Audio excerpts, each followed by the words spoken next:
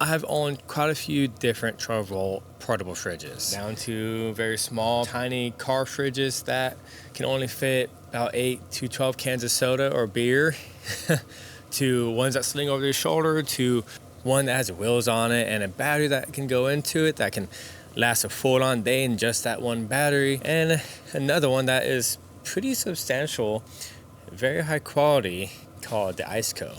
But I want to go over why I think this is the best 12-volt fridge for this current setup. Because to be honest, I really thought about using that Iceco fridge for the setup, but I leaned way far away from it, and I want to explain why.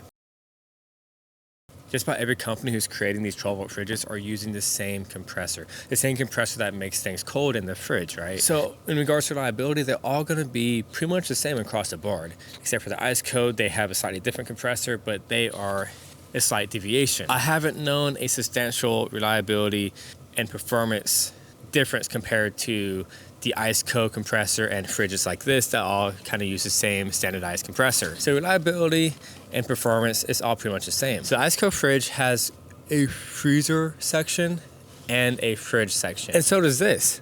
But except this one, the freezer section actually works. And to prove it to you, we're gonna see if this fridge can freeze this water bottle. It gets icy in there, right? The way it should be. The Iceco does not.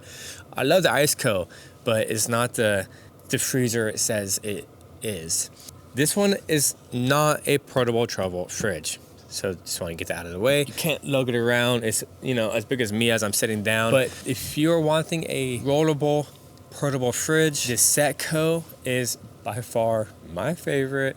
It has a battery, it has wheels, and it can last all day on that battery in Austin, Texas heat, where I used to live, and I used it a ton. I rolled it to the lake. It was such a great fridge. We'd have food for the whole day, plus some, and beers. It was a pretty cool fridge. And of course, we got the smaller, little tiny fridges that is fantastic for like car camping or car day trips, or maybe if you're working on like a job site. Fantastic fridge.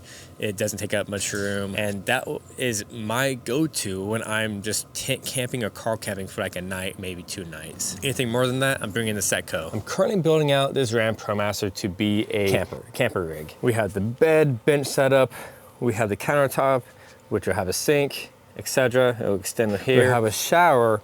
Then we're gonna have a huge cupboard of storage and the fridge right here, and another extra seat here. So why did I choose this fridge over just saving money and putting in my Iceco fridge? Well, because if I chose the Iceco fridge, I would have to build some sort of contraption that I would have to pull out the whole Iceco fridge and open up the lid, and now it's going to be in the walkway. When I pulled it out, open up the lid, it's going to be all kinds of in the way, and you got to think about the cables, the ventilation, etc., etc. Versus this, I build one box and it's ready to go.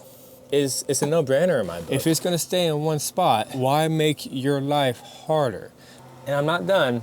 On top of that, if you were to pull out the fridge and dig deep and find all your stuff, you gotta move around everything. Like, oh wait, here's my sandwich. Let me eat my sandwich. Gotta dig through all the shit. But here, just open it up and grab what you need because it's nicely organized. From the back of the fridge, it comes with this bunch of wire and a inline fuse, spring tails, that can plug straight into these connectors. It has a 15 amp fuse, which once it's plugged into here, it plugs straight to those things, positive and negative, the same way I have the AC powered up. And I could have took off the inline fuse and connected it to this DC fuse panel here, but why take up more space if I don't have to? It's 19 inches wide, 17 1/4 deep, and 31 1/4 tall. We have door storage, which can easily fit condiments and soda or beer or whatever. Inside space here with adjustable shelves, a rack for items, veggies maybe, if you're into that, which you should be. And then we have a little freezer section, which actually does get crispy cold in there. How big is that section, you ask? Let me tell you. 9 inches deep, 14 1/2 wide, 4 inches tall. This is the back of the fridge. Has a nice heavy-duty cooling fan with this heater core or a radiator, compressor, than its computer itself. Oh, and check it out. This fridge is actually not too heavy. I can easily pick it up. Like, I'm impressed. I think it's as heavy as my ice cold fridge. That's saying something. I'm gonna go ahead and plug it back in to the settings. So it can get down to -4 degrees Fahrenheit in the freezer and 32 degrees Fahrenheit in the fridge. And it does have this nice nifty light here. So I've had a lot of experiences with fridges. I just want to give you my honest opinion on them. It's really down to what you're going to use them for, you know? And for this use case scenario, it's going to be one spot the entire time. It's a no-brainer. Why would I ever use a top-loading fridge in a spot like this? So this is an 83-liter fridge. You can get larger one and smaller ones that open up like this from Bodega. If you're interested, I'll link this one down below for your convenience. I personally do like it a lot, and I'm excited to build a whole surrounding around it. You know, building a camper van takes a minute, so I'll get there. And as promised, we have a frozen water bottle. This is Chris. Always appreciate and respect one another. Thanks for hanging out with me.